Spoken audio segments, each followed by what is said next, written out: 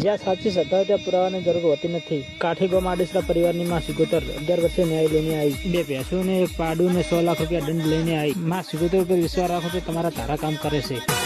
પાટણના હારીજ વિસ્તારના કાઠી ગામમાંથી એક ઘટના સામે આવી છે કે સિગોતર માતા 11 વર્ષે ન્યાય લાવી સાથે સાથે 3 ભેંસો અને 6 લાખ રૂપિયાનો દંડ પાડ્યો।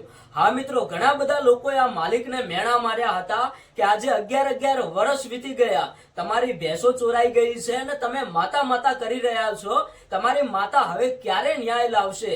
પણ ભાઈ માલિકે માતાજી ઉપર પૂરેપૂરો વિશ્વાસ રાખ્યો, રાત દિવસ માતાજીની ભક્તિ કરી અને માતાજીને ફક્ત એક જ પ્રાર્થના કરી કે હે માં, હવે લોકો મને મેણા મારી રહ્યા છે અને એવું કહે છે કે 11 વર્ષ વીતી ગયા, હવે ક્યારે ન્યાય મળશે?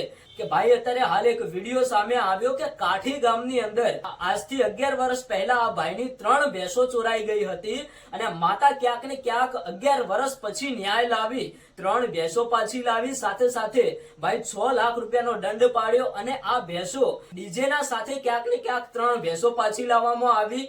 ગામના લોકોએ સ્વાગત કર્યું, ઘણા બધા લોકો ડીજે ઉપર ધામધૂમથી નાચ્યા અને લોકોને બતાવ્યું કે જુઓ, આજે નહીં તો કાલે, કાલે નહીં તો પરમ દિવસે પણ મારી માતા 11 વર્ષ પછી પણ ન્યાય તો લાવી જ। જુઓ, આ છે મારી સિગોતર માતાજીના પરચા।